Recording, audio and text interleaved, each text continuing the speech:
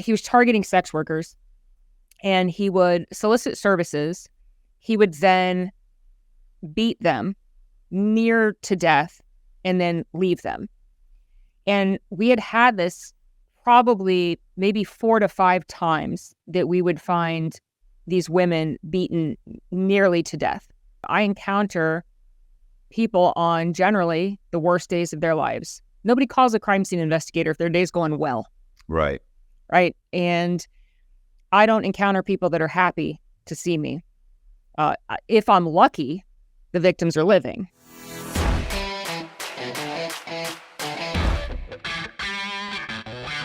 Hey, this is Matt Cox, and I am here with Alina Burroughs, and she is the host of Crime Scenes Confidential, and she is an expert in forensic science. I've watched several of the episodes.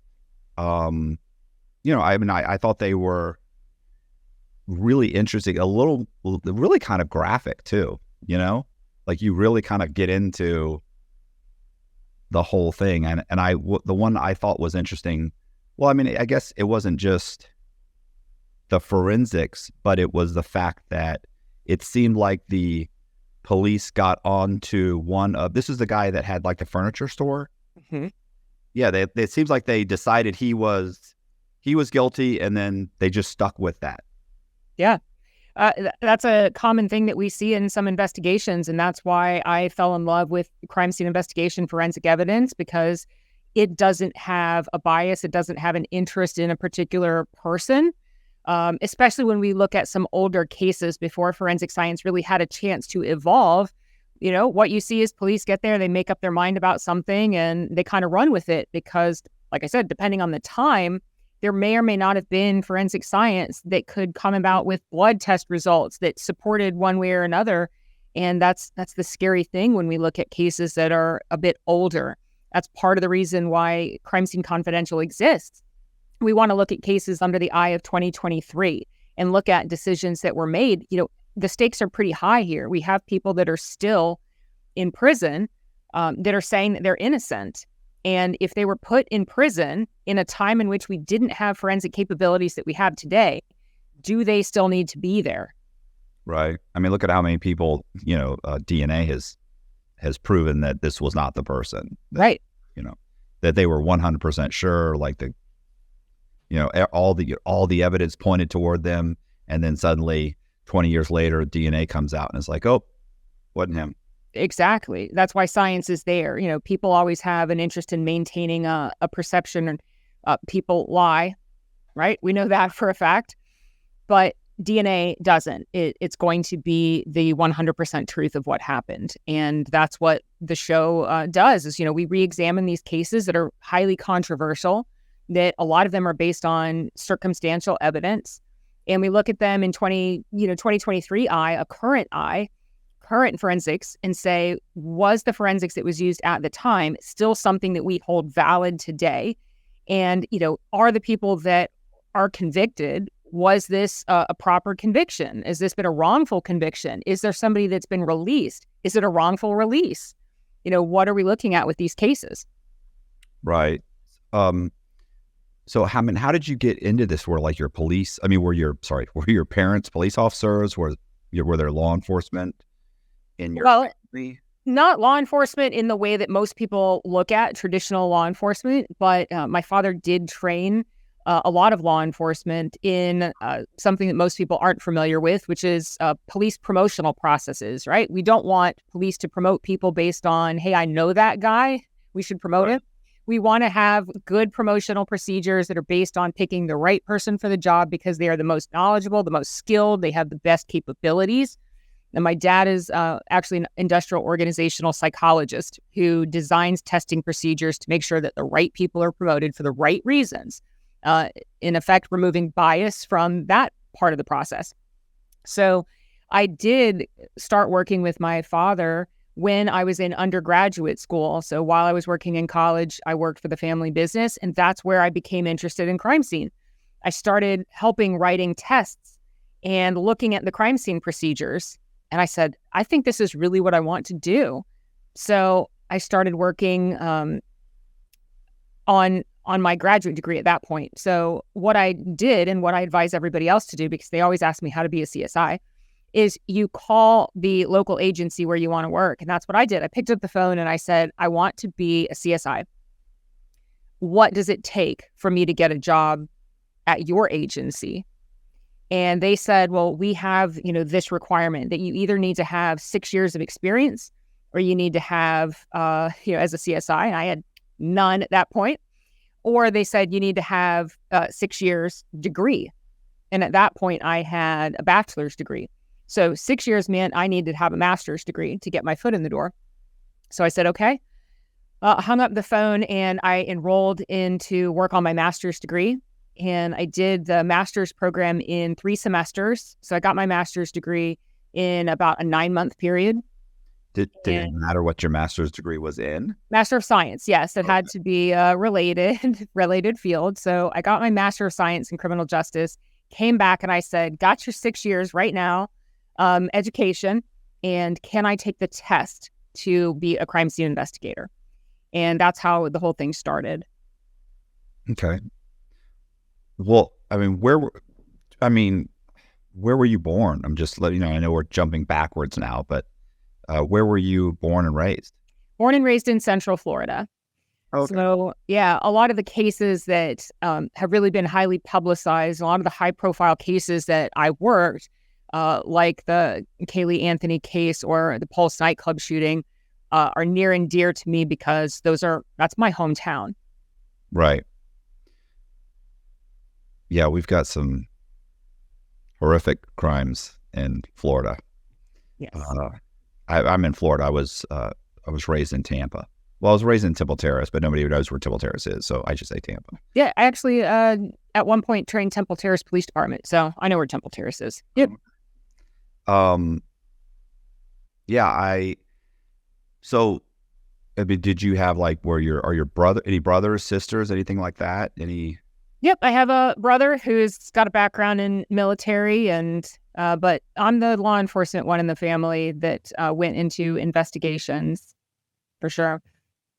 It's funny because I'll interview police officers or, former mobsters or whatever, and up in New York, they always say the same thing. They're always like, listen, in the neighborhood, it's very much like, it sounds like something out of like a crime movie, but they all seem to say the same thing. They're like, look, you were either going to be a criminal or you were going to be, law enforcement or work for the government in some way. There was really only 2 paths. So I'm just always wonder when I talk to law enforcement. Yeah. How it always is. And then a lot of guys, like their family members will have, military, yep, law enforcement, that sort of thing. Yep. Or at least sometimes just government, they're in some form or another, they work for the government somehow. Yeah. So, well, I've considered many other jobs before I found my way into crime scene. So I started to be an attorney. I had considered, being an attorney. I took the LSAT and I'd considered law school at one point. And I still actually toy with the idea, especially going through years of my time in the criminal justice system. I think it could be a step for me at some point, play around with the idea, but I'm not an attorney, but I do get to play that part, think that through. As an investigator, you have to think about all the steps, right? How is this going to play out in court? I don't know, I guess it depends on the kind of, the type of attorney you are. I know a lot of attorneys and they always just it's just so frustrating, because things sometimes, you feel they just don't go their way, especially criminal defense attorneys. Like, you meet the guy you're representing, the defendant, you think he's okay. You think, we can negotiate this. And the next thing you know, he's got 20 years and you're like, wow, he didn't deserve that. Or maybe deserved better than that or worse than that. But yeah, there's not a lot of control in the criminal justice system. Whether or not you're a police officer, a crime scene investigator, or an attorney, I think as you enter that funnel that, we call the criminal justice system, and I don't think a lot of people have a lot of control over any of those steps. So frustration is a common word that's used to describe that. I don't have control over my cases. People ask, how do you feel about these things? I encounter people on generally the worst days of their lives. Nobody calls a crime scene investigator if their day's going well. Right. Right. And I don't encounter people that are happy to see me. If I'm lucky, the victims are living. Right. So how did you end up, getting on the show, or I don't know, doing the show? Was it your idea, or were you approached? It's a serendipity, right? I've also, in my career as a crime scene investigator, I've done a lot of teaching. So I taught college forensic science. So I'm kind of used to being in front of people and translating forensic science and breaking concepts down. Things that can be relatively complex concepts like forensic genetic genealogy, and then, breaking that down into a way there people want to hear about it. People don't want to, tune out. And I want to be able to keep the attention of a student that's in class.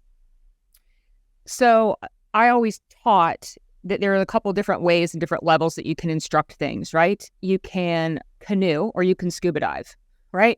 I can go across the surface and explain things like that. If you start scuba diving, you're going to lose people really fast. And so I think I learned how to explain topics in a way that makes it easy for people to understand and get interested and get on board and go, yeah, that makes sense, Alina. I understand. And maybe I want to know a little bit more about those things. So I learned that skill, I think, as a teacher, as a professor. And so I'm in front of people, I'm explaining concepts. I did a lot of public speaking at that point, and I was out doing public speaking, and I had somebody approach me and ask if I'd ever considered, doing something like a television show.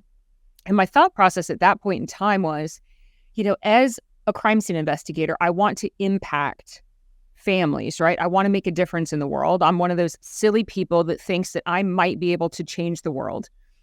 And I can make that difference at a very small level as an investigator. Or if I get to a larger number of people, maybe I can change the world at a bigger level. So I considered that. And I worked with a production company. We thought about what we might want out of a show. And then, out of, maybe 18 months of talking about this, Crime Scene Confidential was born. It wasn't called that at first, but, it evolved into that. And it's evolved more in season 2, I think, than it was in season 1, like anything. I say that I have 2 children at season 1 and season 2 of Crime Scene Confidential. And it really is my heart and soul that's put into this. So I'm still able to get involved in cases. I'm still able to research. I go through 2,000 to 4,000 pages of documents on every one of these cases, personally researching everything. I'm still able to talk to family members and hopefully be able to provide them with something that gives them some closure.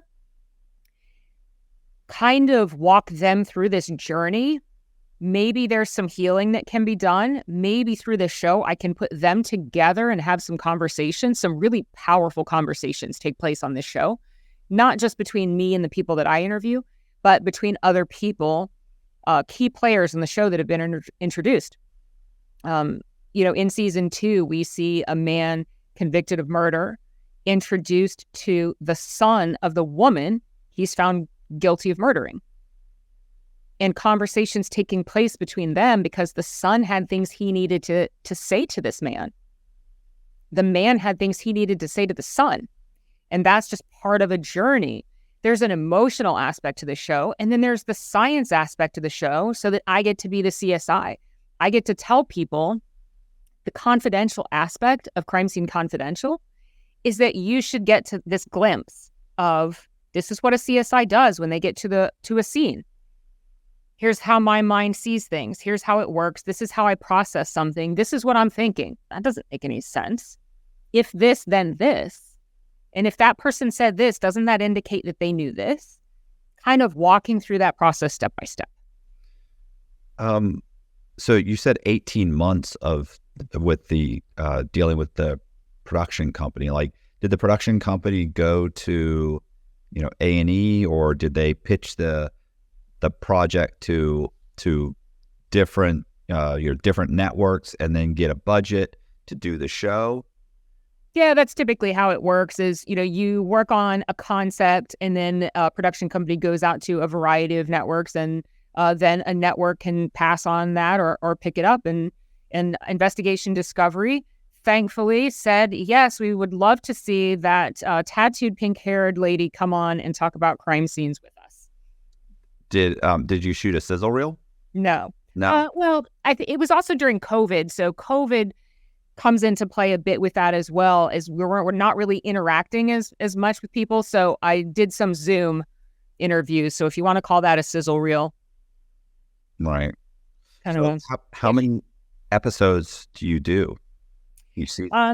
So the number of episodes also depends each time. Usually on a first season, you get 6 episodes. So it's kind of like a trial run to see how things go and see how well it's rated and if people like it. And fantastically, it rated very well. People loved it. We actually season 1 got nominated for an American Reality Television Award for Best New Series. So super thankful for that. And then we got picked up for season 2, which has 8 episodes. Do you have anything to do with what makes the show? Because, I mean, obviously they end up with 30, 40 hours of video that some video editor trims down. I mean, you must watch the episodes and just be like, like, oh, that didn't make it, or oh, that was a good, oh, they didn't really explain that very well, yeah. Limited. Yeah. I have an amazing working relationship with the showrunner. And if there's something that I've said, first of all, he is fantastic. And he is always just so great at picking, the bits. Like, I remember, when you explained this so well, or I remember this particular scene that was so touching or so poignant. And those cuts kind of always already make it in without me having to, say anything at all. He doesn't need my help. But if there was a moment where I was like, I really want this in there, then, absolutely, we all kind of sit around and say, oh, but I would really like this in there. The hardest part, I think, for me when I look at rough cuts of the show and then rough cuts get narrated to fine cuts, narrowed down to fine cuts, and then, what ends up becoming what people watch is there's so much more content that we have filmed that I wish could make it in there. And it's just such a struggle for me because I'm like, oh, but what about this? And what about this? And I want to say, I mean, the show would be 2 hours long if I had anything to do with it, because I'm so terrible at eliminating things from the show because I just want everything in there. Well, I mean, it's like, obviously everybody's heard this, it's like reading a book and then seeing the movie. Like it's just agony when you know that, but the viewer doesn't realize what's missing, so they don't miss it. So they feel they're okay with what they see because they don't realize, like, oh, we didn't even talk about the third, perpetrator or the next door neighbor that, So much content. And, really it has to be narrowed down just because it can get too complex and too hard to follow sometimes. I looked at these cases and there are nights I'm there, most of the time at my computer in my pajamas, just, going over these thousands of pages of things. And I have papers with handwritten drawings and diagrams and lists of weapons and arrows that go to these. I mean, it is like an insane person where I have all these things. And I think, how are they going to make this easily translatable to a viewer when I have all of this spread out and I'm trying to think of, all of the victims and all of the weapons and which bullet went to which. So yeah, there's this much, there's this encyclopedia that we go through, and then it kind of comes down to this nice thin version for television. But you're absolutely right. I just am like, oh, I'm dying inside because I wanted all of these other extra beats to get in there. Well, thinking about all the documents that you have to go through, like, who acquires all that? Do you guys do like a Freedom of Information Act or does like the producer go and gather all that? And how receptive is law enforcement or, whether it's state or U.S. attorneys, and whether it's federal or state law enforcement, like, how receptive are they for you to go and say, hey, we want to go ahead and run through your case again? Because, they're like, no, our case is perfect. Yeah, We exactly. don't need your help. Thank you. We're good. Yeah. Or do they say, no, absolutely. Come on, take a look. Yeah, well, the good news about cases that are adjudicated already is that the information is available. We can look at all of this information that's out there. So we do have, researchers and line producers that thankfully they grab everything, right? Police reports and autopsy reports, lab reports, everything, right? So they gather it all. They put it in a Google Docs folder for me, and then I sit down with the biggest cup of coffee you've ever seen. And I just open it up and I start reading. And if these cases have gone to trial transcripts, Right. that's when I break out my glasses, because trial transcripts, depending on how many days a trial went on, can be thousands of pages. And you're just reading the prosecution and the witnesses, and you're reading through everything. But the way that I look at it is I can't have a knowledgeable interview with somebody. I'm going to interview maybe a prosecutor, maybe a defense. I can't have a knowledgeable conversation with them if I got a cliff note. If I got cliff notes of the trial, I need to be able to show up on scene and say, in your closing arguments, you said this, and have some sort of counter argument. So if they come back and they said, well, I did da-da-da-da, that I don't just sit there and nod. Oh, okay. Good story. I need to be able to say, yeah, but you said this. And then they approach with it. Like, I have to have back and forth. And I can't do that if I just got somebody that read it and gave me a summary. I have to read every page of those trial transcripts. And that's why it's so important for me to go through every bit of this case on my own. So I open a blank Word doc. I open all of these documents and I just start taking notes. This is what stood out to me. This was great that they did this. Why did they do this? Maybe now this is available. This should be retested. These are the questions I have. Did they ask this, this, and this? Or if I was there, I want to know this, this, and this. Because when we start the show and I am boots on the ground in that city, on that crime scene, getting a new perspective, I want to have questions that I can ask that prosecutor. I want to ask that investigator, how did they behave when you were sitting down in that room with them? I want to be on the crime scene, which we are for all of these episodes of Crime Scene Confidential. I go to the crime scene. There is a perspective I get from being at a crime scene that I can't recreate by sitting there at my home office in my pajamas with my coffee. It's great to read that report, but I get so much more information from physically getting there. You watched our premiere episode. I am in the creek where the victim was found. It was, I think the water temp was somewhere around 32, 33 degrees. It was about 25 degrees outside. I'm in waders. You can't wear shoes with those. So I've got little socked feet inside those waders. I was having trouble forming words in that episode because my face was so cold. There's a perspective you get from being out there that you cannot get from those documents. I don't feel like Chris Anderson would he'd have stayed on the shore. He'd have been like, he kept that suit nice and sharp. Yeah, he'd have been like, listen, I'm not going on down there. You send somebody else. I'm going to send this to Chris. He'd have been there in that sharp suit. He'd been like, this suit's going to stay nice and crisp from this shoreline. He was, he was a good interview. Yeah, Chris is fantastic. Very, very likable, very funny, very jovial. He's a great guy. So, I had another question, but you were talking and then I forgot what it was. I was wondering, have you had any issues where I kind of asked, but you not really, have you actually had any issues with, you said that the ones that have been adjudicated, you haven't had any where you started the process of saying, hey, here's a case we want to do. And then it just went so bad. You guys were like, scratch that. We can't, they're not cooperating. No, I don't think so. And I think that if it were that, it wouldn't make it to me, because they know how intense I get into these cases. They probably wouldn't release. If they give me a name, they know I'm going to start doing my research. So they probably won't even tell me a name until they know that this is good and solid for us. The good news about season 2 that we didn't have with season 1. So season 1, we filmed the whole season. Nobody knew about the show, right? We're a brand new show.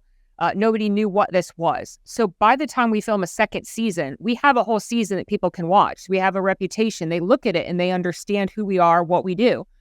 So the access that we have in season 2 is unprecedented because people have seen it and they are, such an honor that people trust me to the extent that they do, that I sit down and we have some just deep, powerful conversations. This season is just really up to the ante. Are there any cases that stand out, not just in this season, but just, let's say, in your career? Do you have any cases that stood out that were really exceptional or challenging? Or I think there are always cases that stand out to me for a variety of different reasons, and it's not always because they're the most gruesome or anything like that. I think there's cases that stand out to me because it was the most interesting out of the box kind of solve, right? Crime scene isn't something that you can just say it's fingerprints and shoe tracks and DNA. Yeah, it's those things. But crime scene is it can come in any way, shape, or form, right? It's about making matches between victim, suspect, and crime scene. And that can come in any capacity. It's not just in that box. So any case that I've made a match on something that's just been like, how did that happen? We had a serial rapist who was going around, he was targeting prostitutes in the Orlando area, and he was soliciting services from them. I should say sex workers. I'm from an older school that has to learn to change my word choice. He was targeting sex workers, and he would solicit services. He would then beat them near to death and then leave them. And we had this probably maybe 4 to 5 times that we would find these women beaten nearly to death. And they would give a description and they would say, it's just, all I can say is that it's a white male, and I think he was driving a pickup truck. And this is all the description we have. So of course, everything is a cooperative joint effort. Law enforcement is out looking for a description of this vehicle. And they find a pickup truck and they think it could be related. They're not quite sure yet. They go out, they tow a vehicle somewhere. I simultaneously get called to a scene where one of these women had reported being dragged into the woods and beaten. And I just happened to notice that there was in this area a tree branch that had been kind of broken off. And I thought, well, that kind of looks like maybe if a truck had driven into there, maybe the truck had something on it that could have pulled a tree branch off. So I cut the tree branch and collected it. And when they found the truck, there was still a piece of tree branch sticking out of like a work ladder that was on the top of his truck. He had driven through there and it had broken off a piece of that. And so a tree branch connected this truck right to that crime scene where that woman was raped and brutally beaten. And so a piece of a tree connected this guy. The moment the detectives talk to him and he says, "No, I wasn't in the woods. No, of course not." And and then they're like, "Oh, okay, that's it. He just doomed himself. Now he's locked himself into a narrative that the forensics don't support at all." Right. And I'm downstairs, unbeknownst, right, photographing this tree branch from the crime scene and this tree branch that I've taken out of the ladder on the top of your truck. And there's a piece, because it was it wasn't a dead tree, it was a living tree. So it peeled kind of back this piece that is still curled back onto the piece from his car. And I placed it back right down into the branch from the crime scene. It's hard to explain. It's real hard to explain. And so those are the moments when I'm just like, this is why I love my job. I live for those moments. Because, especially victims like that, a sex worker might think maybe they're not going to listen to me because of who I am or because of what I've said. And so forensic science is now giving that voice to a victim and legitimizing her story and saying, yes, she's a victim. This is what happened. Everything that she is saying is true. And now we have a person identified that can now be shown in a lineup to these 5 other victims. Do you know what the resolution to that case was? Yeah. I don't remember exactly what he was sentenced to, but he was found guilty of multiple of those crimes, and obviously they stopped after that.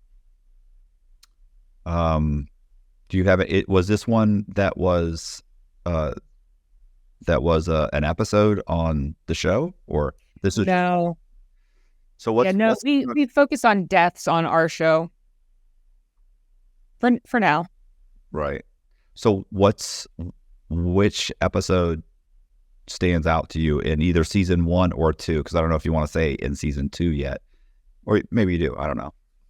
I think instead of episodes, it's moments that stand out to me. Sitting down with, obviously, our premiere episode has me sitting down with a man that was convicted of killing a female.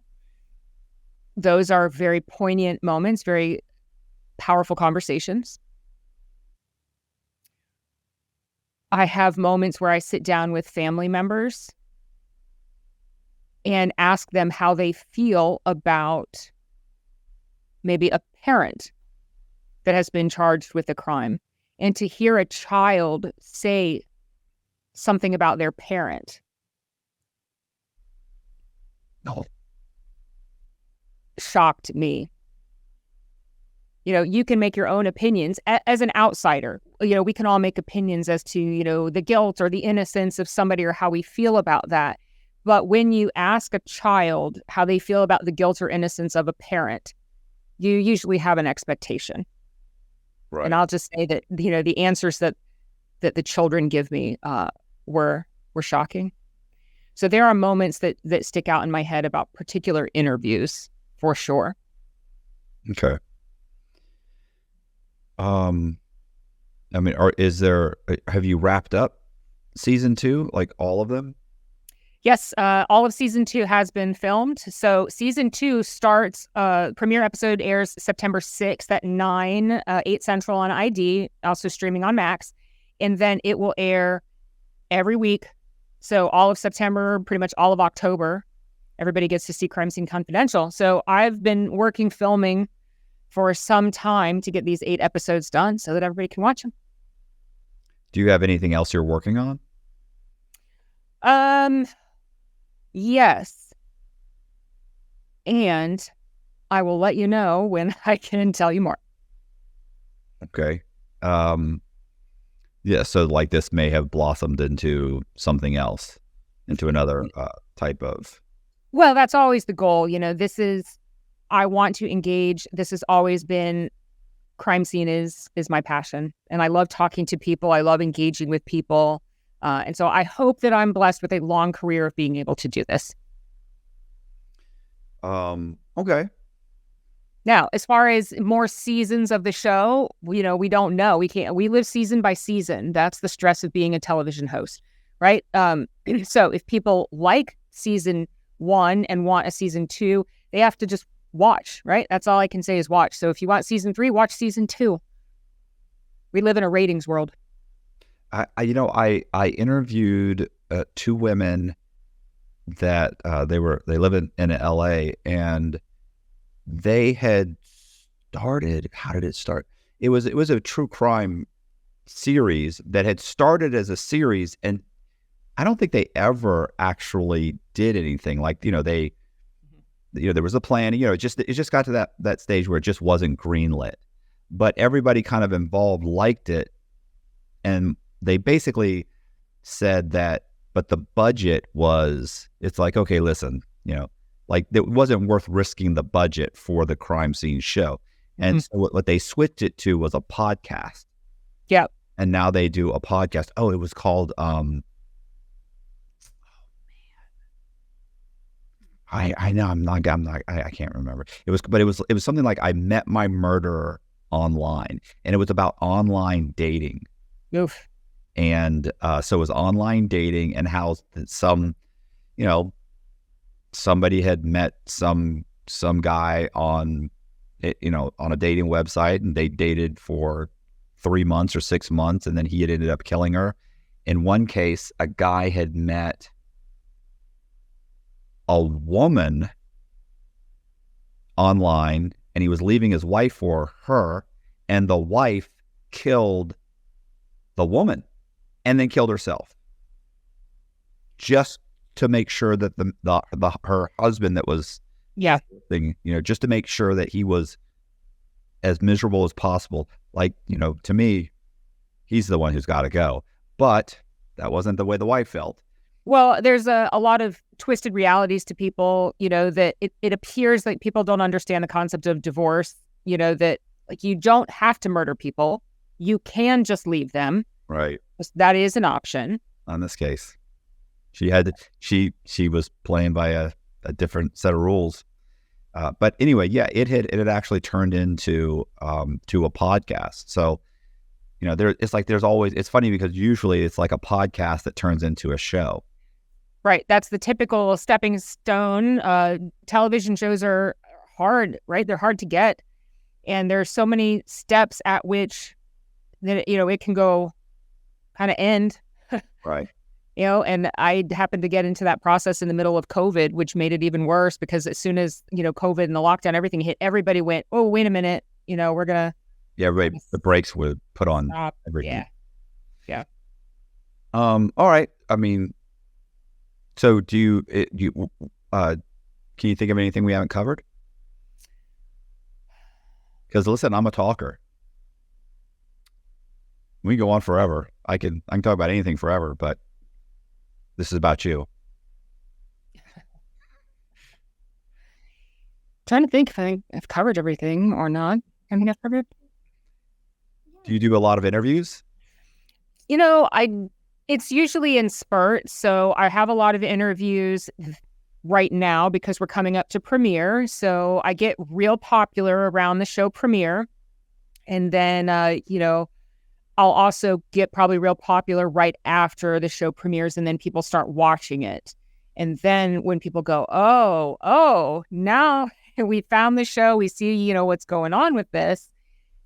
Then, I get, these little random upticks. I also, do some news coverage for, any cases that do pop up in the news media. People are very curious as to why the things that happen in our world happen.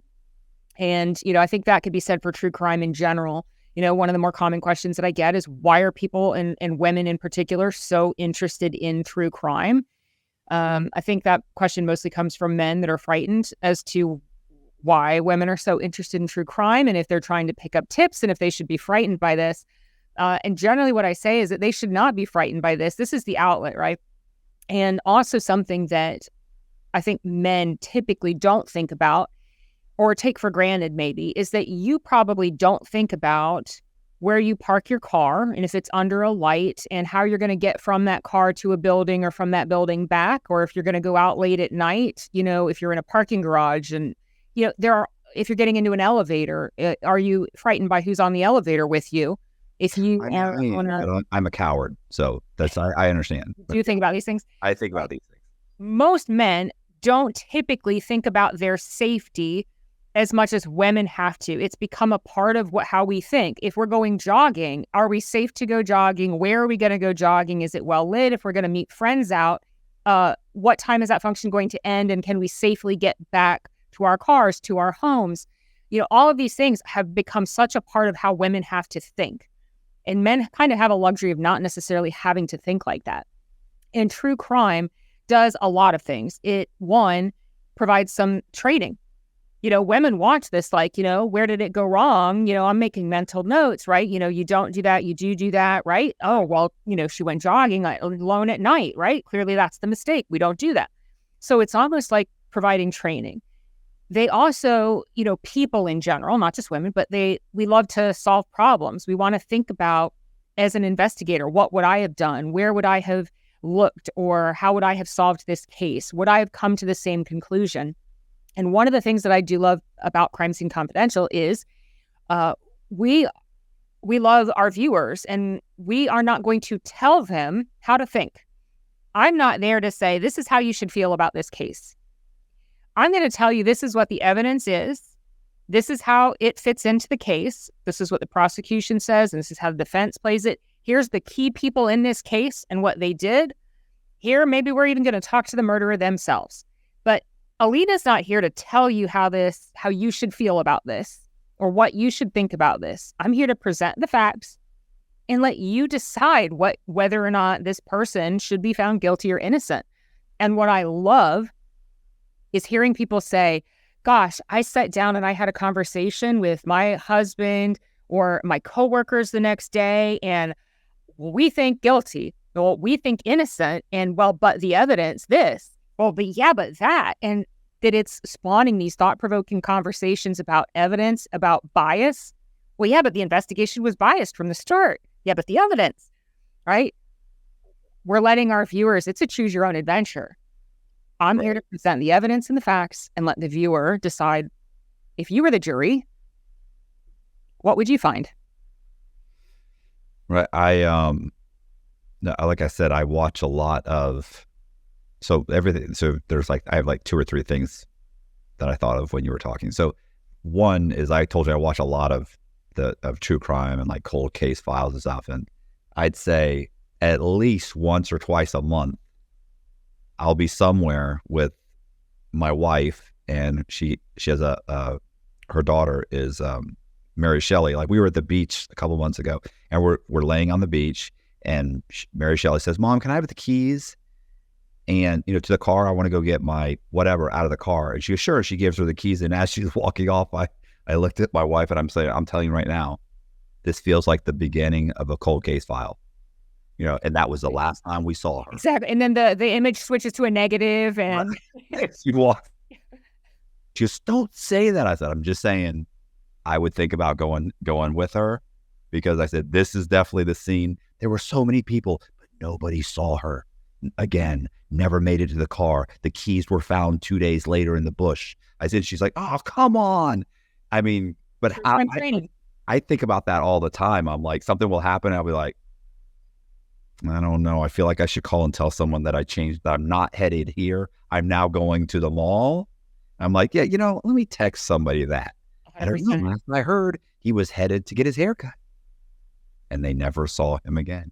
They found the body, in the woods 2 months later. I'm telling you, it's a thing. True crime training. The other thing is, and I've heard that the whole thing about, women, why do they like true crime? And this is the thing, women tend to, and I think it's like 75% to 80% of true crime is consumed by women. But it's actually, and which maybe this probably is even worse, it's really the more violent true crime stuff that they crave. Because my channel, which the bulk of my channel doesn't focus on any type of violence. Right. Mm-hmm. Not that there's not some stuff that does where I get, I have a discussion about some kind of a violent content, but very seldom, right? I'd say less than 5%, maybe at least less than 10. Most of it is credit card fraudsters, scammers, things like that. And so 82 to 83% of my viewers are men. Mm-hmm. And really only in the last year or so have I gotten more female subscribers, mm-hmm. which is weird, right? Like, I think that's weird that so many men they're just, that I guess they shy away from the more violent. You would think men would be more interested in violence, but it's just, they have typically, very stereotypically, men have the outlet of sports for, that side of things. And I also describe true crime as like the adrenaline rush. It's a mental version of a roller coaster, right? Why do people go on roller coasters? Because they know it's safe, but you get to experience this thrill that your body goes through in a safe environment. And true crime is kind of that on the emotional side. You get to be safe at home, right? You're snuggled up, you're totally safe, and you get to have that, oh my gosh, these adrenaline, rush feelings from a completely safe, controlled environment. And you get that feeling of, I'm safe. That's right. It's terrible for them, but you also feel better about your life because you're like, oh, thank gosh that I'm in this safe place and I don't have to go through that. But you also get that adrenaline rush at the same time. You're solving problems, you're learning life lessons, you're getting training. Why not watch true crime? Right. I looked at, I had guys will come here and because a lot of I'm probably once or twice, well, at least once a week, I have someone come and we do an in-person podcast, right? And they'll come for 2-3 hours and leave. And I had a guy come one time. We did the podcast and he left. And my roommate, when he walked out the door, and the guy was, listen, he was off. There was something not right. He felt there was a disturbing presence about him.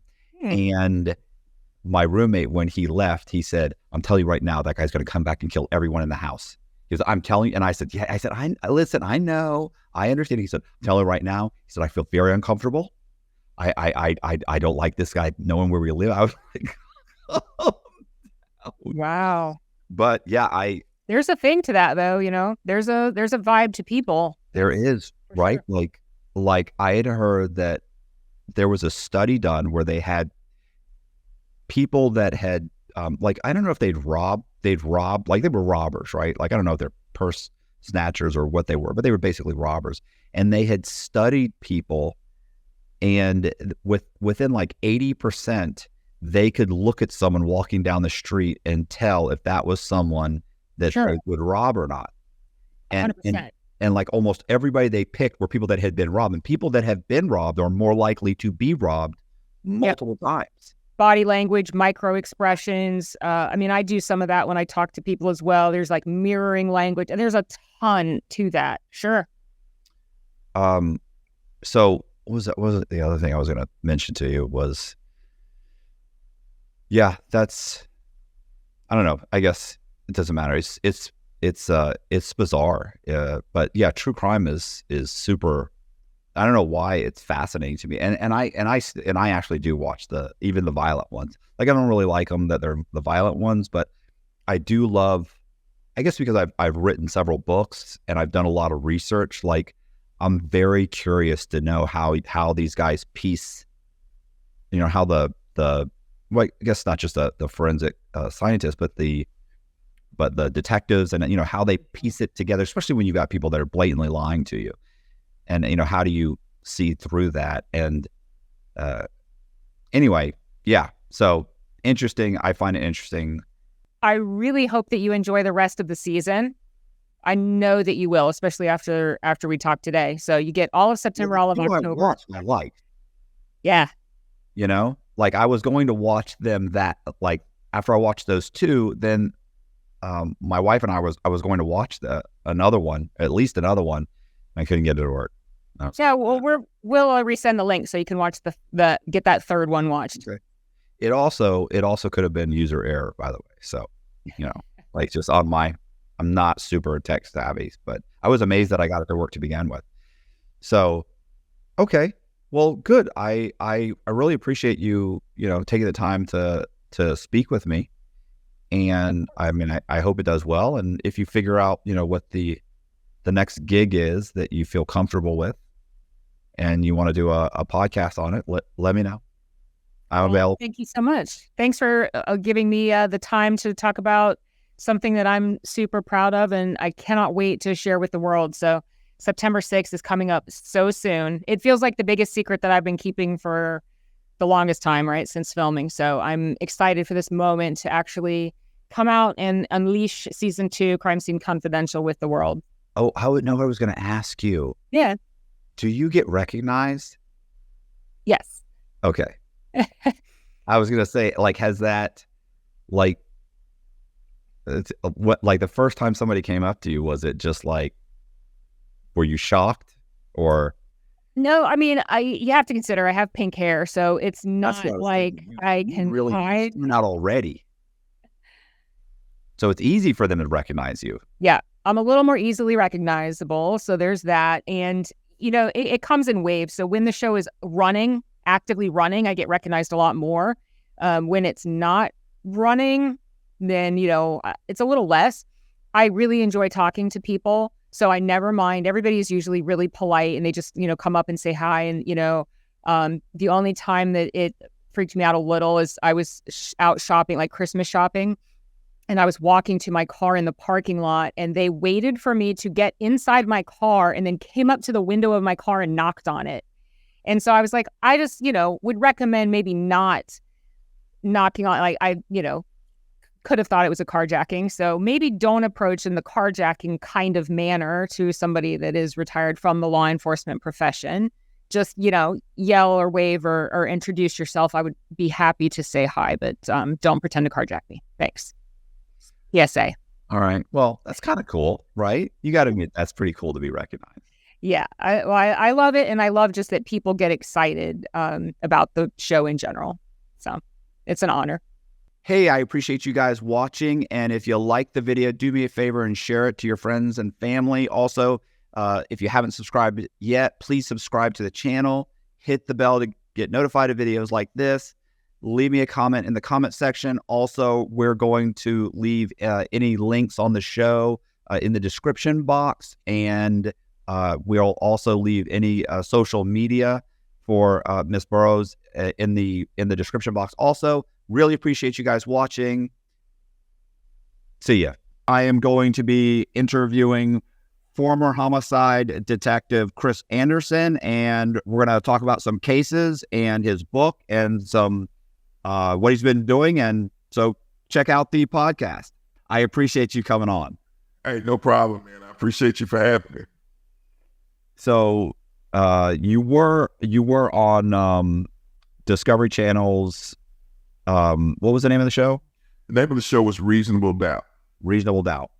And that was for 5 seasons? Yeah, man. Yeah. So yeah, Discovery. Yeah, going on to Reasonable Doubt was it was a huge change in my career. I'm used to investigating homicide cases and working cold cases and things of that nature.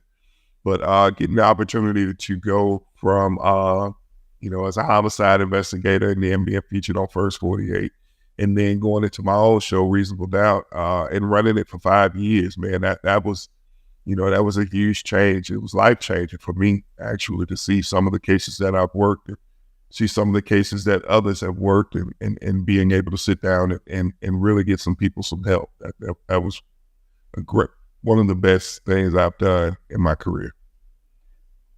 So I'm wondering, when you go in and speak with, so you go to reinvestigate a case, Mm-hmm. and you go in, do the homicide detectives that had worked the case, like, are they okay with that? Are they irritated? Like, they feel like, hey, this guy's, looking over my shoulder or double checking my work, or are they open to it? Like, man, we want the help. So yeah, some of the cases I've looked into, they run the gamut of everything they just said. I've run into some cases where some guys have, been very open to having somebody look at another case. I had some guys that have felt like I was looking over their shoulders and they had to critique their work and things of that nature. And I've had some that just flat out said, no, you're not going to tell me, my work is wrong. And that's kind of like the mindset of a homicide investigator. You don't want people, critiquing your work, and you always want to maintain. One of the worst things that could happen to a police officer and even a homicide investigator especially is to have someone come in and say that someone you were responsible for convicting, your investigation was responsible of convicting. The worst thing to say was that guy was wrongfully convicted. So I can understand some of these guys not wanting me to come in and question, but on the other hand, I look at it like this. There have been lots of cases where people have been wrongfully convicted. And as a matter of fact, there are innocent people that are sitting in prison now. Whenever an investigation has been done and a trial has been conducted and you have more questions that still remain than answers, then you should be willing to open up the books and let's reinvestigate. Let's re-look into what happened in this case and see if maybe we got this one wrong. Yeah, I've spoken with a lot of law enforcement, and I always, it's funny, like, with my opinion of homicide detectives are that, like, they tend to be very focused on not convicting, but solving that crime. Like, because, there's no worse crime than murder, obviously. And it's funny, you tend to get, those are the guys that raise up through the ranks, you know what I mean? Yeah. like they have a goal. That's what they want to do. They want to get to become a homicide detective. So usually like the best guys. And a lot of times that I've just noticed that they're super driven and they don't care about anything else. It's like, look, like all these other crimes are, almost a joke in comparison to murder. It's like, oh, the guy had a gun. Okay, great. The guy was smoking pot. Okay, great. The guy look, I don't care about any of that. I'll take any help.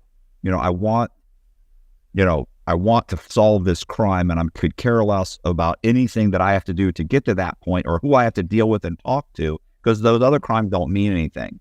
Right. So, which I like about that. What I don't like is what you're saying, that would upset me. It's like, okay, I get you feel like the guy committed the crime, right, but do you really know it? Right. And yeah, so you're absolutely right. I mean, homicide investigators are extremely driven individuals. You have to be driven. You have to be extremely focused, because when you're not focused and when you're not driven, when you get tired, you're going to go home. If you're not driven, if you're not focused, when you're looking at those cases and walking through the crime scenes and having to process the millions of bits of information that are coming to you without warning, if you're not focused, you'll miss something that's extremely important. So yeah, most homicide investigators that I've known, that I've met in my career, they were extremely focused. They were extremely driven. These were the guys that were the cream of the crop in their police departments, and they ascended to the heights of a homicide investigator. And it takes a lot. In my department, it took a lot for a guy to get into that unit. They didn't just end up in that unit by happenstance. There were supervisors that were looking for a particular skill set for the individuals that they brought into that unit. So, where were you raised? So I was raised in my city that I worked in, Birmingham, Alabama. I grew up in Birmingham. I grew up in one of the roughest parts of Birmingham. I don't know if you're a fan of the show First 48, which I was one of the investigators that was featured on First 48 also. And a lot of the cases that we filmed on First 48 were cases that happened in my neighborhood where I grew up. So, I came up through Birmingham. I'm a second generation police officer. My mom was a cop here in Birmingham. And she was brought into the department during a time where, there weren't a lot of females in police work and not a lot of Black females in police work. So she's always been a trailblazer and a hero to me. So when she went into police work, I was probably about 4 or 5 years old. And, when I got of age, I think I was 21 when I started with the department. I didn't want to work anywhere else but the Birmingham Police Department, because that's where I grew up. That's where I wanted to make, the most impact. Was your father around? What? Yeah. So my father was around. My father was the victim of an assault, a serious assault, when I was it's probably a year or two after my mom became a police officer. And he was seriously injured and handicapped for the rest of his life. He's still alive today, but he was handicapped during that time, and he never could really hold down a job or anything like that. So my mom, while she raised 3 boys, she also had to take care of her husband. She was the breadwinner of our family after my father was almost murdered. So, what are your, you have what, 2 brothers? I have 2 brothers. I have an older brother. I'm the middle child of us 3. I was probably, anyone that knows me and my family, I was the one that was least likely to, anyone could ever, see me being a law enforcement officer. I was that one that didn't make the great grades. I was the one that always stayed in trouble. If there was any one of my mother's children that probably should have, that may have ended up in prison, it would have been me. So, God had a different calling for me, and a different path. And, I ended up going into police work at a young age. My brothers are all both very successful. And, now we look after our parents. They're not in law enforcement? No, I was the only one that of my mother's children that went into law enforcement. How long were you on the force before you became a homicide detective? What made you want to become one in general?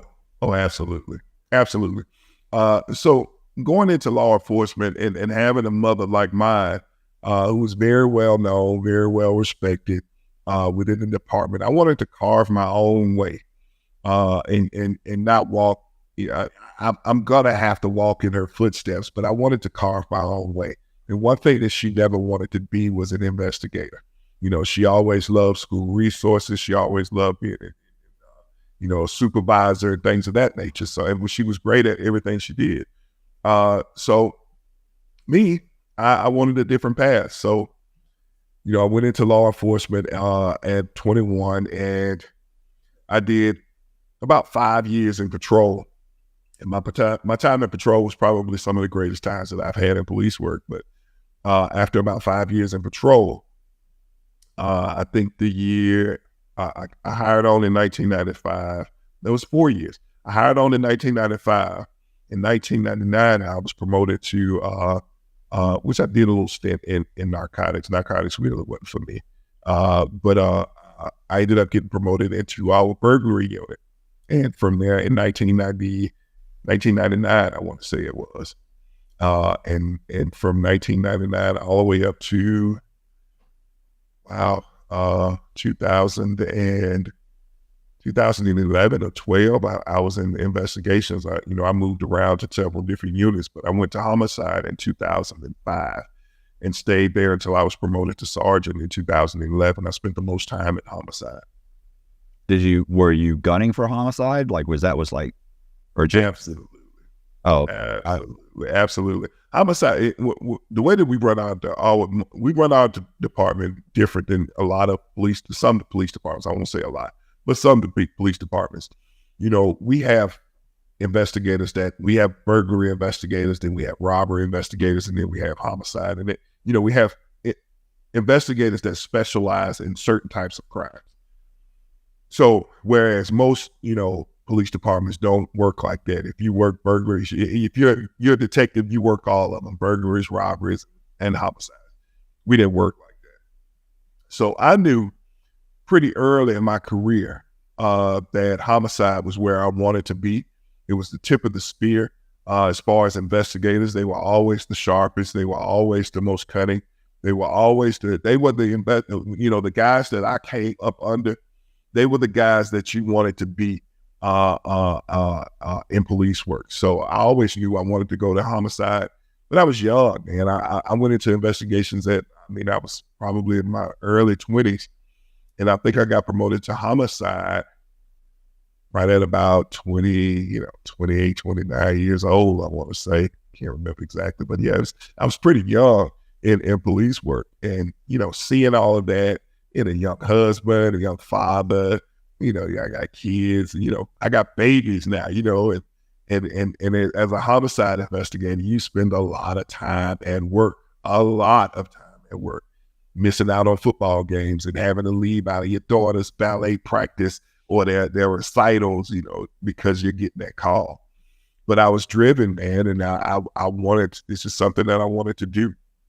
So from the time that I was in homicide, and it happened a lot when I was in robbery and burglary too, but when I was in homicide, my wife was almost a single wife. She had to raise our kids. She had to go and do all of it, handle the house and everything. So yeah, but it was a great time in my career. There are certain parts of it I wish I could do over again, but I wouldn't trade it for the world. That experience it was amazing for me. Are there any cases that stand out that?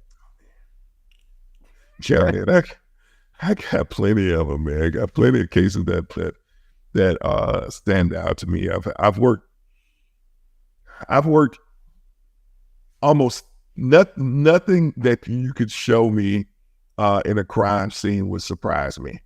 So I've worked everything from child murders, children being, slain, and then all the way up to, elderly people being murdered and thrown out on the side of the road.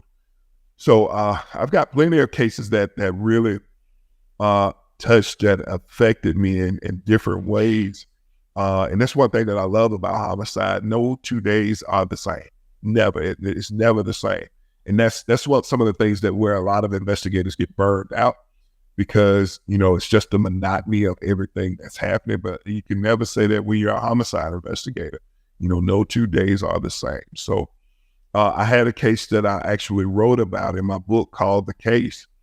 And I talk a little bit about how I, moved through our police department. I talked about how the impact that my mother had on me as an investigator, as a young, police officer. And I talk about this one particular case that I investigated here in Birmingham. And it's a true story. I mean, I changed a lot of the names and things of that nature in the case. But, it was a real case that actually happened here in Birmingham. It was the investigation, what happened during the investigation, the drive, and, it almost, working that case almost cost me, while I got it solved, got the people arrested, got justice for my victim, I almost lost everything that was important to me. That's my wife, my kids, my family. But it was one of those things that just happened, man. And it helped me after working that particular case. It helped me to become a better father, a better husband, and a better detective also. What was the case? What happened? Okay, I'll tell you about it. Yeah. I during that time, my wife and I were we were on a rough patch. I was kind of new in homicide. I had been in homicide for maybe a year or so. And, I'm still trying to make my way. I'm trying to, learn, gather all this information and learn how to do this job as well as I could. And I had gotten a pretty good go at it. But during that time, I kind of left my wife and all my kids, and then, I wasn't around like I should have been. And she had gotten fed up with it. And plus, I was doing all kinds of other stuff. I wasn't the most, faithful guy, let's put it like that. Right. So, it happens like that. So, we get out, and my wife, I come into the house, and she's already tired, because I told her I was coming home, and ended up not getting home for hours. My kids were waiting up for me. She had made dinner for me, and I'm like, okay, I'm just sick of it right now. So I go upstairs, I talk to my kids for a little while, eat my food, and me and her are about to get into an argument, and I get a call. Now, I'll tell you what really helped me to become really why this case was so touching to me. So I get a call out that a young girl has been murdered, and they asked me to come out to the crime scene, which I'm going to go anyway because I'm the lead investigator that night.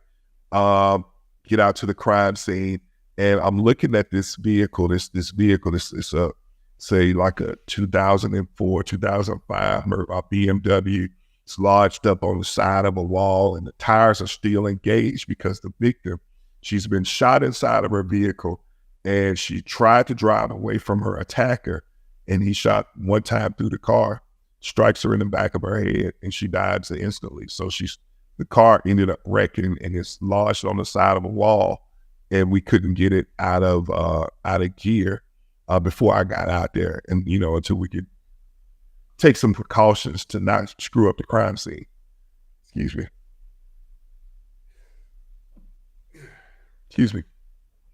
At any rate, I get out to the crime scene, and the whole while there, I'm thinking to myself, I need to try to straighten this stuff out with my wife, because I'm not doing what I'm supposed to do as a father. I know that I'm not being the husband I should be. So I get out to the crime scene, and I'm not spending enough time with my kids, and those were the most important things in my life.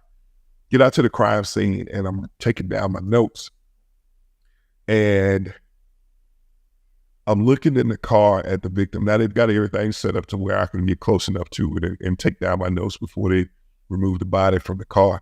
And I'm writing down my notes, and I asked the guy, I said, "What's her name?" And he says, "Kayla." And I stopped for a second. Her name is what? Kayla. My daughter's name is Kayla. This young lady is not too much older than my daughter. So from that point, I'm already struggling because I hadn't spent any time with my kids. I'm already going through this mental thing that we go through as homicide investigators. And from that point on, everything that I saw, everything that I did, every picture that I looked at, I didn't see my victim's face. I saw my own child's face. And I thought about everything that was happening about, how I wasn't spending any time with her. And I thought about my victim's family, how they let their daughter go out of the house just for a few minutes, a couple of hours, and now she'll never be seen again. I didn't want to be like that.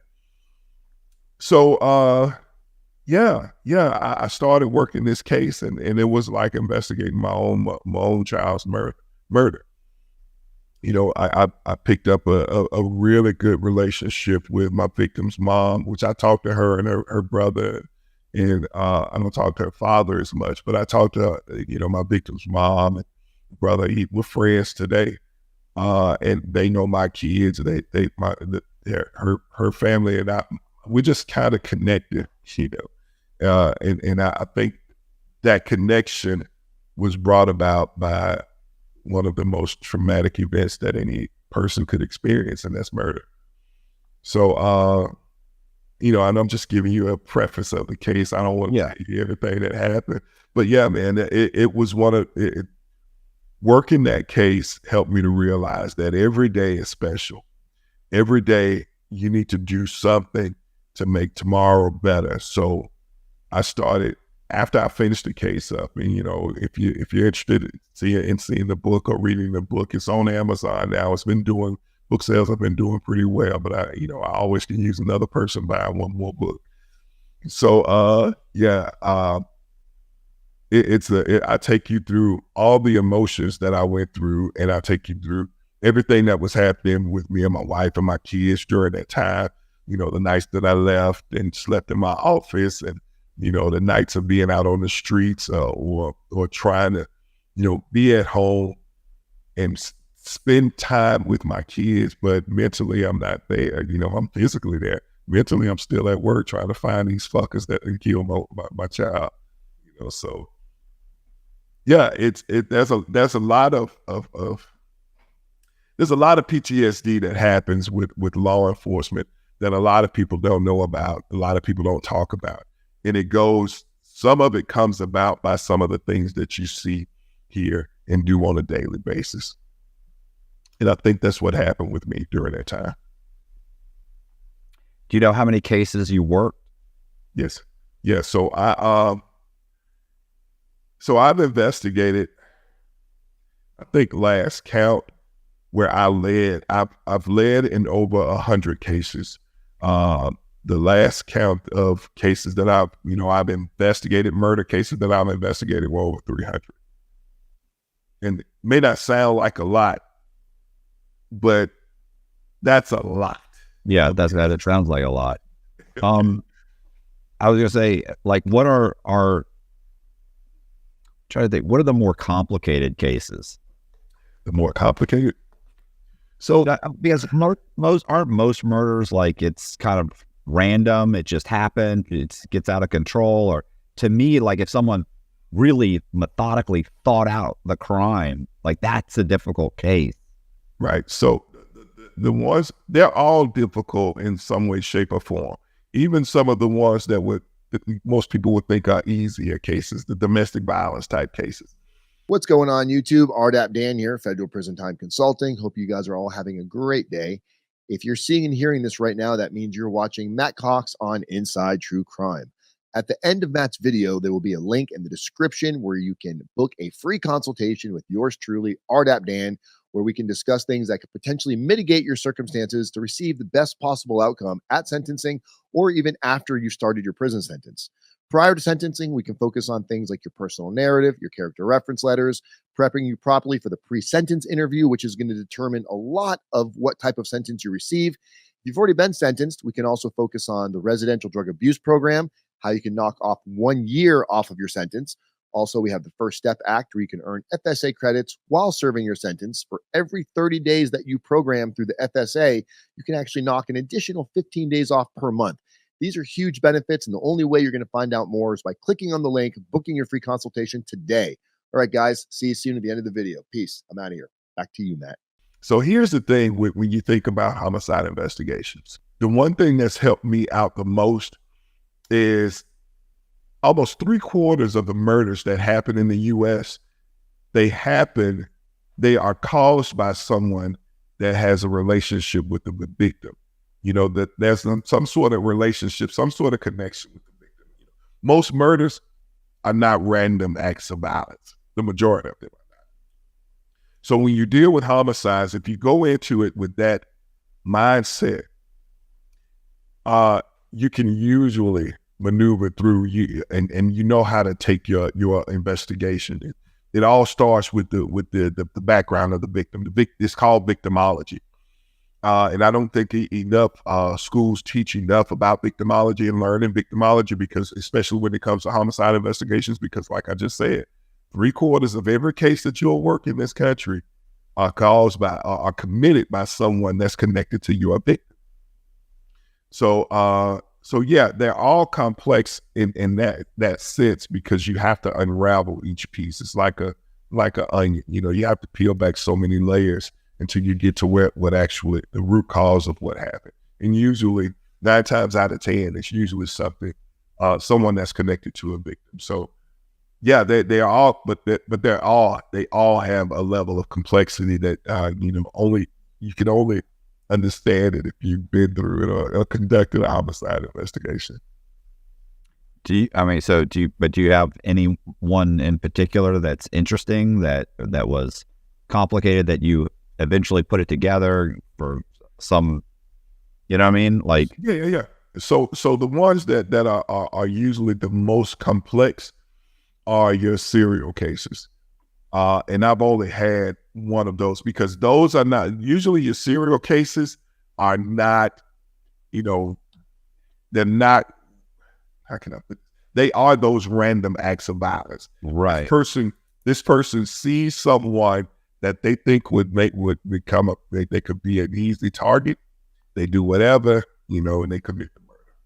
So those are the ones that you have to, that are extremely hard to put together, because it usually takes a lot of moving parts. And I had one like that. And this one wasn't, this one was, it was kind of random, but there was a connection between the victim and the suspect. So I had this young girl, she was 17 years old at the time that she was murdered. So here's the scenario. Her and her mom had been on some really bad terms.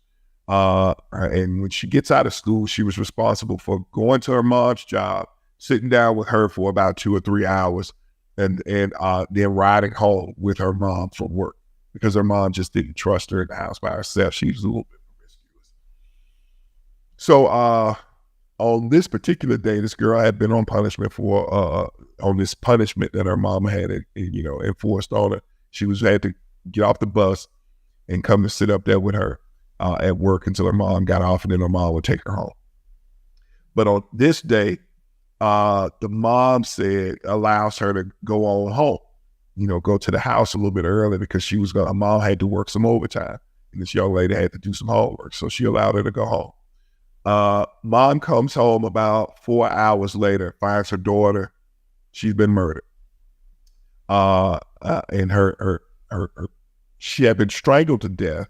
And then the suspect cut her throat. And he cut her throat after she was murdered. Her body was positioned and posed in a way that, it wouldn't have happened if, it wasn't just random. You could tell that the body had been posed. So the way that she was posed, it led me to believe that, it was somebody that was kind of close to her. She had a boyfriend who I had some witnesses who said that, they had seen the guy lurking around the house earlier that day. So I'm thinking, okay, this is my guy. I need to go pick him up. He's where I need to start. pick the guy up, bring him in for questioning. He doesn't confess, like doesn't admit to anything. But I get the witnesses in who says that, okay, they can identify him as the person that was lurking around the house that day. But nothing, that was it. You know, he was very convincing in the interview room. And I didn't feel right about putting him in jail at the moment. The mom was pissed off. She was totally pissed off with me. I didn't feel right about putting him in jail. So I didn't. And I didn't have enough probable cause to charge him with anything. But, I said, let's give me time. I'm going to work this case and I'll find out who's responsible. If it's him, then he's going to jail. If it's not him, let me find out who's responsible. I worked that case for 3 years. 3 years. I mean, and doing something on it at least on a daily basis, or going back out to the crime scene, talking to people that knew the girl. And this is during a time where DNA evidence wasn't as prevalent as it is today. Like, you can do DNA tests and get it back within a couple of hours now. Back then it took months, it took years sometimes, and you couldn't even get it unless you had, a suspect. So at any rate, during those 3 years, a lot of things happened, and that's when DNA and the collection of it and processing of it went into overdrive. So what here in Alabama, which they've done now nationwide, they started taking samples, DNA samples from everyone that was in prison. Yeah. So when I first started this case, they didn't do that. But I had DNA that was connected to this victim. So at any rate, 3 years later, I get a DNA hit from this guy, a completely random guy. The mom, nobody knew that the victim and this guy had been seeing each other or had been talking on the phone or anything like that. She had, and actually, they had just met earlier that day. And she ended up bringing him back to the house, and he ended up was the one that was responsible for the murder. He was in prison for murdering another young woman that happened in another municipality just, a few miles away from where my department was. And, I went over and talked to him. He wouldn't talk to me, but I had the DNA evidence, against him. He had gotten life in prison for the other young girl's murder because he did her. Almost in actuality, he got convicted before I even knew he was responsible for my murder. He had been convicted of 2 murders. So that's why it became a serial case. He had killed 3 young ladies over the span of about, I want to say it was over about the span of a year. And the only thing that connected him in my case was the DNA evidence. And he had no reason to be at the house. It was in her vagina. And, he was responsible for that murder. Those are some of the cases that, it was completely random. There was nothing that suggested this girl and this guy had a connection. And that makes it extremely hard when you're investigating homicide cases. It's just those random acts of violence. Yeah, I was going to say the serial killers, that is the whole thing. There's some long distance truck driver, they swing into it, and they'll go after somebody who's vulnerable anyway, a prostitute or somebody. Get in the car, nobody sees them get in the car. They find the body. Like, how are you gonna track this back to one of the 10,000 truck stops that drove through that day? 10,000 trucks that drove through. Right. Yes, that's exactly right. Without something like DNA, that's why they get away with so many. I always loved the books. Have you ever read James Patterson, where he's got Detective Cross? Is the homicide psychic. So I forget the name of his nemesis, but they always make him seem so, of course he's a sadist, but they always make him seem so brilliant and he thought everything through. And the truth is, most of these guys, they're not that they're stupid, but they're so over or so driven by just instinct, and they make huge mistakes, but they get away with it because there's, like you said, there's typically no connection between them and the victim. So even though they made all these major mistakes, the truth is it's just difficult to pin them down. And eventually it's got to take something like DNA, and they're already got 5 convictions, and they go ahead and admit to another 10 because they know they're about to be put into the electric chair or something. Right. Yeah, man. I mean, look, it's complex within itself, but I think the technology and investigations has helped us out a lot as detectives, but you cannot be a good detective that's just going to get out there and beat the pavement and talk to people and be able to communicate with people. Well, I was going to say, even with cameras being everywhere, you still have to go to the bank. You still have to go to the convenience store. You still have to go and, you still have to, it's still all that running around to say, well, if he went this way, he probably would have crossed this liquor store and they've got a camera, so let's go there.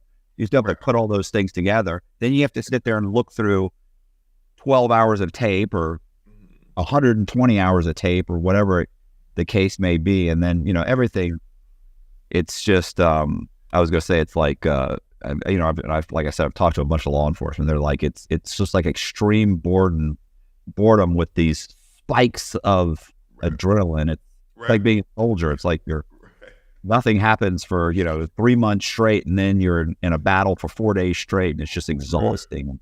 It is. That's exactly right. Yeah. As you say, I was in, I when I was locked up, and I would do all this research on guys, and I'd order the Freedom of Information Act. Like, it would be hours and hours of printing documents, paperwork, ordering docket sheets, reordering documents, and then the spike in adrenaline would be you get mail and you open up the transcript, and on page 7, you're like, you're running around. I would feel like I had solved the case. I'm running around going, oh my gosh, he was driving in black Mercedes, whatever it was.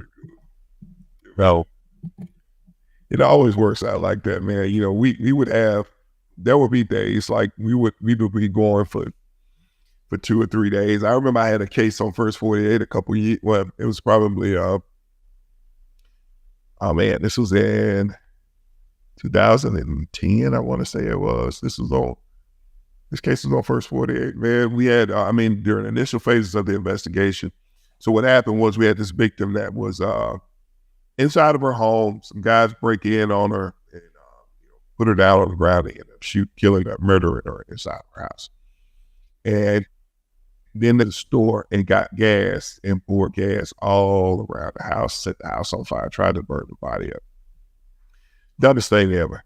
So during the initial phases of the investigation, I thought it was just going to be a completely, kind of normal, if that's a word that you can use in homicide cases, which you normally can't use. I thought it was just going to be like a routine investigation. So while we're out on the scene, some of the family members come to the house, and they start asking about the woman's child. They said her child should have been inside of the house, and we hadn't seen a child. And there's not a child inside of the house. So now the case switches from just a routine investigation to now we are looking for an abducted child. So we run for hours and hours and hours, and then we ended up locating the child, at a friend of hers house. So, and then we go back into the routine of investigating the case. And maybe 2 or 3 hours after that, we get a big lead of where the victim's property may have been or whatever. We run and go start investigating that portion. So you're very right. That's the ups and downs of a homicide investigation. Sometimes you move a little bit slow. Sometimes you're running your tail off for hours and hours. Sometimes you're running your tail off for days.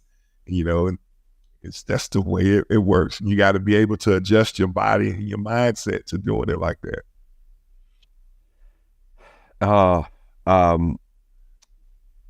Man, you had said something, and shoot, now I can't remember. Yeah. So, no, it was. We used to always joke. about, your co-defendant getting arrested. And it was always like, well, you're always going to say something. No, he's not going to say nothing. No, he'll say something. No, he won't. And I say, you've seen the first 48. They're all talking. They're all got it. Like, every one of the gangsters that walks in there ends up crying his eyes out within 2 hours and saying, oh, you don't understand. And so I'm glad you brought that up, because that reminds me actually, it was the same case I just told you about. When I got the guys that were responsible for the murder, got him into the room. There was one guy, I can't remember what his name was. Jeez, I can't remember this joke's name, but he ticked me off so bad. He was just hard, and he wanted to be so hard. I was like, look, man, you charged with capital murder. Capital murder? You don't believe that yourself. I'm too pretty to go to jail. Oh, okay. This is what he's saying, and the camera crew, they get all that. They eat that shit up, so they get all of it on camera, and they post it on this show. And I'm like, I was ticked off about that case myself, because, what they didn't show was 2 days after he's charged now, and now he's over at the county jail. He's had his preliminary hearing, and, they're not letting him go. He doesn't have a bond. He got to sit there until a trial, because he's charged with capital murder. It's starting to sink in. Yeah, in a big way. I got call after call after call from jail people saying that, hey, Detective Anderson, he wants to talk to you. And the same guy that walked out of my office saying that I'm too pretty to go to jail, you don't believe that yourself. He's all big, man, bold, sat right there and told me the entire thing of how this robbery went down. And it was too late then, because his partner had already snitched on everybody and told everybody, what had happened. But yeah, he told everybody. He sat there and tried to confess to everything, and then he tried to withdraw his confession later on. But that's a whole nother story. But the point that I want to make is, on First 48 and all these other shows, they try to seem so hard, so violent. But when you get them in that room, in that box, that's what we called it, the box. When you get them in the box, 90% of them break down and will tell every single thing that happened. They will tell you things that you weren't even investigating. They'll tell you about crimes that they've committed that you didn't even know that they were responsible for, just to get out of that, especially when it comes to murder. If they committed robberies, oh my God, they will tell you about 30 robberies that they committed that they can get out of this homicide that they're looking at. But I mean, so if you just killed someone, you can't possibly think you're gonna talk your way out of it. I mean, they do. That's your that face tells me, well, they do. They try. I mean, you think about it. So the way our criminal justice system is set up in most states, I know in Alabama it is. Alabama wants the most culpable person. They want the person that who was the one that actually pulled the trigger, who was the mastermind behind it. So if you come in and you're the first person to say, well, he was the mastermind behind it and this is how we did it, sometimes they are more lenient towards you in your sentencing phase. Right. So, look, a lot of people will say, don't go in and talk to the police. Okay, yeah, you have a right to not make any statements to law enforcement. That's your constitutional right set out by the government of the United States of America.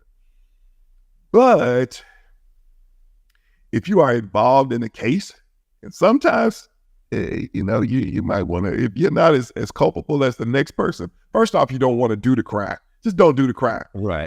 That's the first thing. But if you're involved and, look, there's a lot of deals being slung around, especially if you're with someone that if you are a co-defendant, because co-defendants 9 times out of 10, co-defendants are going to talk. They're going to talk. I mean, so if you're not about that life, don't do the crime.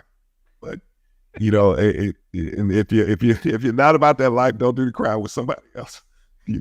That's probably some of the best advice I could give. It's funny. So listen, I'll tell you something you might find funny. And anybody like watching this, these guys have heard me talk about this before.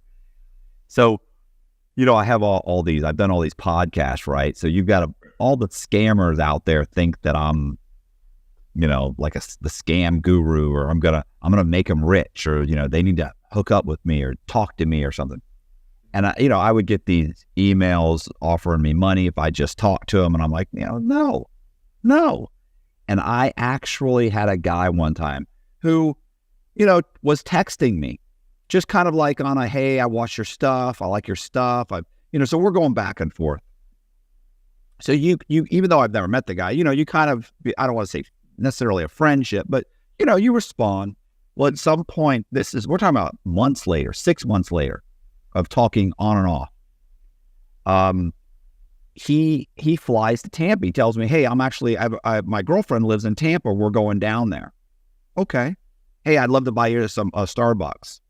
Okay, I'll meet you for Starbucks. So I meet him, and he tells me, listen, I wanted to fly down, and he'd been locked up before too in New York. And he said, look, I was locked up in New York, like I did, like, I forget, 3 or 4 years. I never told on nobody. I'm like, okay. And he's like, so I wanted to come down. I wanted to let you know that, I'm a solid guy. And I was like, okay. And he said, but I need some help, man. Like, if I could, if you could help me out, like if I could get like $500,000, I forget what the amount was. He actually had like a specific amount, like 400,000 or something. He said, you could help me get 400,000. You can help me get 800. He's like, I'll split it with you. He's, all you got to do is tell me how to do it. I'll go in the bank. I'll go and sign the papers. I'll do this. I'll do that. And he's going on and on and on. I'm like, right. And I said, okay. And I said, and well, you understand? I said, I'm basically already, well, I said, once you get caught, I'm already on the indictment. And he goes, what do you mean? I said, he goes, no, man, I would never say nothing. I'll just take it. I said, no. Let me explain something. I said, let's say you never bring my name up. Once they grab you, I said, and they will grab you. I said, so they're going to get you. I said, you're going to tell someone. No, I would never tell somebody. I said, stop something. You're going to tell somebody. You're going to brag. It's going to end up connecting to you somehow. I said, you know what they're going to do? They're going to pull your phone records. They're going to see that we've spoken on the phone. They're going to see that there's text messages. They're going to look me up. They're going to go into a grand jury. They're going to add my name to the conspiracy, or to the list of conspirators. I said, because this is something I'm known for. I said, so they're not going, I said, it doesn't, they're going to read my record. They're going to read the transcripts. They're going to see that you've come down here. They're going to see that both our phones were at our Starbucks for 45 minutes. I said, and that you flew back the same day, and then 3 months later, you stole $1 million. I said, I'm already done. I said, and you know what? I said, I can't even go to trial because I can't take the stand in my own defense. I said, because I've got a history. So I have to sit there while they read off all these things and they allege that I've done something, even though right now I'm telling you, get on the plane and fly back to New York. Right. I said, that's just the way it is. I said, I'm already done. I said, so I don't need to give them any additional information. And I said, and that's if you keep your mouth shut. Yep. And the truth is, I said, once you're locked up and they say, look, you can get 2 years. Yep. You're looking at 8 now, you'll get 2. We know Cox, all you have to do is say that he helped you. Yep. Like, and that's it. Yeah. And I literally got up and we left and he was going, no. I was like, stop. So you don't understand how the electronic surveillance alone connects everybody. If I was on the jury, I wouldn't think I wasn't a part of it. Right. Yeah. So it's tough. It's very real. It's happened on multiple cases too. I mean, the case that I wrote about in my book, there were, even though I only, where I was able to indict the people that were responsible for her murders, there were a lot of other names that came up in connection to these guys that, we found information that helped close other cases on. I mean, people don't understand. I guess, some people see television and they think that, when an investigator is working a case, that's the only case that they work. And that's just not true. I mean, I found that the guys that I arrested for Kayla's murder, they were responsible for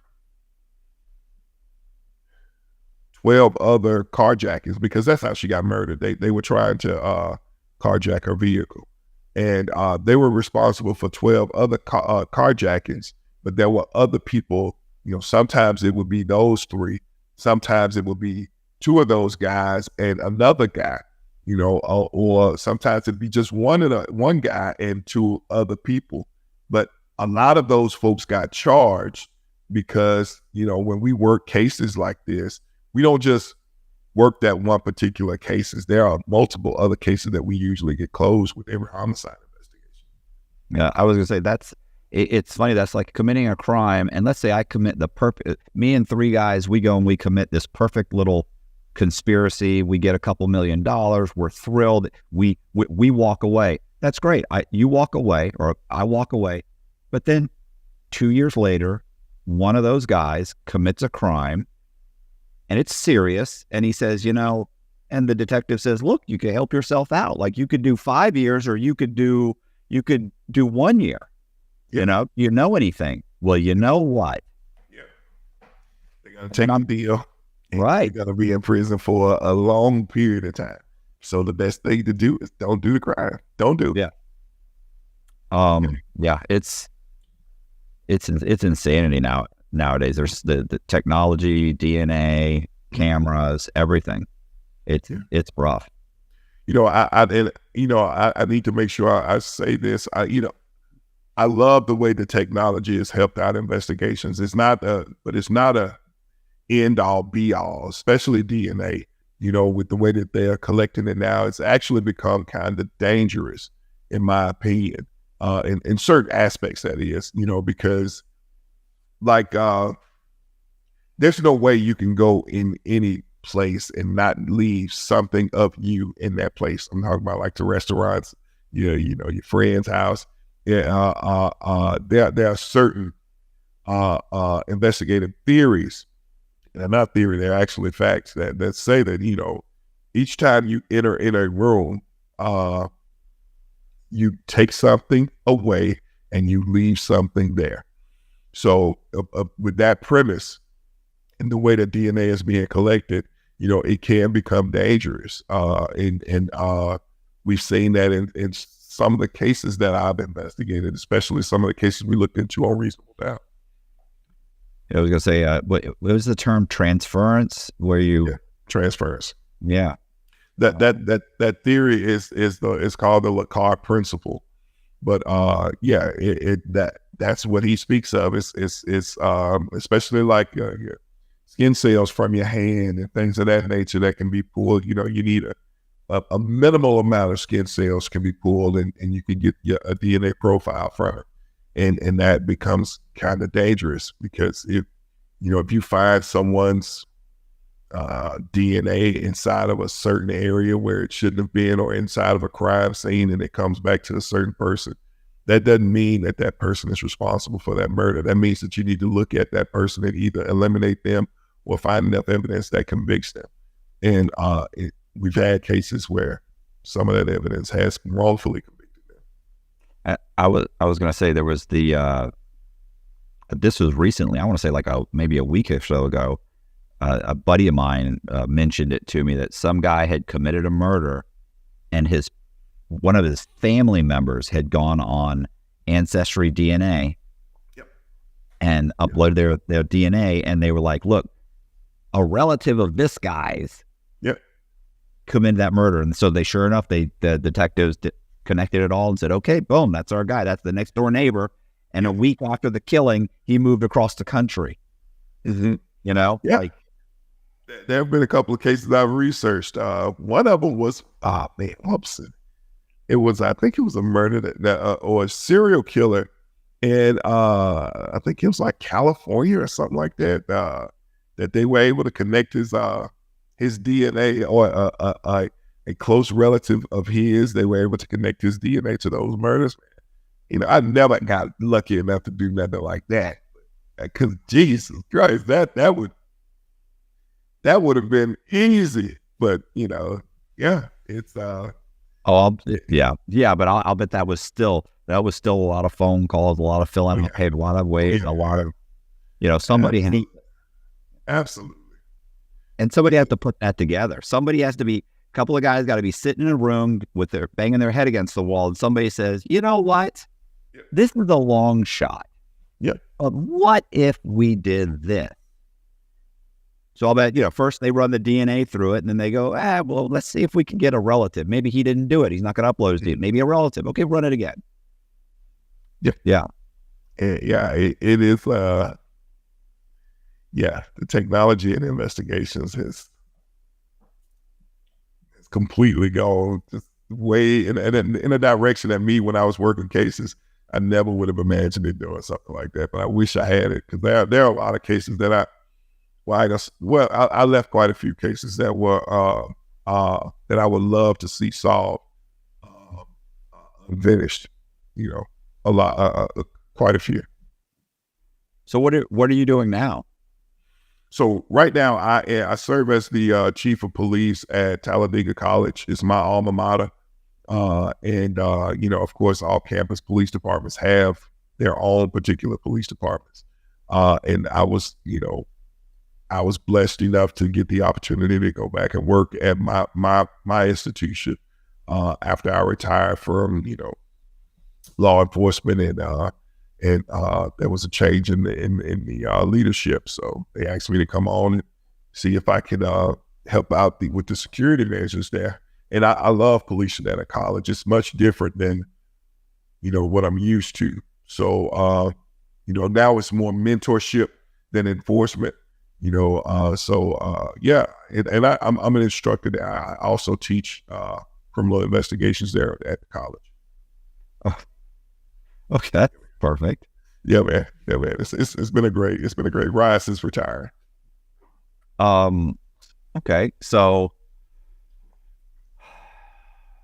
so there was you were on the first 48, mm-hmm. and then you did Reasonable Doubt. Was that it? Yeah. Okay. Yeah. My memory's horrible. So Reasonable Doubt. So I mean, are there any other projects along those lines that you're looking at or pitching or thinking about? So I don't think that we're done with Reasonable Doubt. I think that show was so beyond its time. There have been certain television shows that have tried to do something like a Reasonable Doubt, but I just think that the way that we did it was it was great. It wasn't just television. It's really we were trying to right some of the wrongs that happened within our criminal justice system. It was way more than just television for me. So I would love to see if we could to try to get another show kind of like Reasonable Doubt back on. But other than that's all I'm doing. I make appearances. I've made several appearances on all kinds of all the news media stations as an expert in criminal investigations and homicide investigations. And I've made several appearances on different crime shows, to talk that as an expert also. But as far as a television show, that I have a few things that are in the works, nothing major, but I would love to get back on television. Okay. Any new books you're working on? Yeah, I actually am. This fall, I am working on a book called "Man, You Are Crazy." I am co-authoring that book with a guy that I think you're familiar with, Evan Dawson, Katie. That's my book. That's my dude, man. Katie and I, we actually met on the media circuit doing podcasts, and our publicist put us together, man, to talk about some of the PTSD that's involved in law enforcement, which is never really looked into, and it's actually shunned upon them to even mention that you may have received some PTSD from working in law enforcement. But our goal is to destigmatize that mindset, because I believe that people respond to PTSD in different ways. And, if you don't get help for it, don't understand how to navigate through it, you usually respond in a negative way.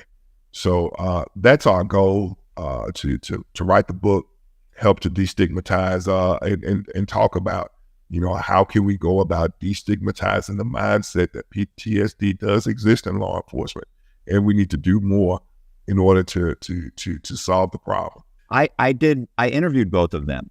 Okay. We all went to dinner. He met my wife. Who else was there? John Alight was there. So was Mike Dowd. Do you know who that is? Yeah, Mike Dowd. Yeah. So he was there, and there was a bunch of people there. So we all had dinner, and then we did the podcast, I think, the next day. And listen, what a horrible podcast! Like, I mean, they're in tears. I'm in tears. Like, I borderline cried most of the day anyway, just in general, And these two guys, they're tearing up, and I'm tearing up. It was after an hour. It was like I typically in the middle of the day, like, don't want to take a, like, I'm not the kind of guy that's like, oh, I'm going to go take a nap. Like, I mean, I wanted to go crawl in bed and just sleep for like 2 hours. Just emotionally draining. Yeah. KD is my guy, man. He's a really good guy, real police. I flew up to his city a couple months ago to do his podcast, man, and it was a great experience. I love doing this studio stuff. I just, unfortunately, it takes a lot of time out of my schedule to fly up and do things. Yeah, he a couple months ago, he asked me, hey, when are you going to be in New York? I think it's in New York, right? Or New Jersey? New York. Jersey. Well, yeah. So he asked me, well, are you going to be up here anytime soon? I was like, no. Man. No. I was like, no. Yeah. I just go to Jersey all the time. No. Yeah. Like, how does that? It's funny because I actually have another podcast I need to do. I got to see. The problem is I don't know. There's actually like 3 podcasts in that general area. The problem with that general area, in my mind, New York City and that general area is not that big, but the truth, but it is big. There's like just 3, like from one podcast, like New Jersey to, there's like this guy. So I tracked it. I went on Google Maps and said, okay, this guy's address is this. Well, that's 4 hours. Like, and this guy's an hour and 45 minutes. Like,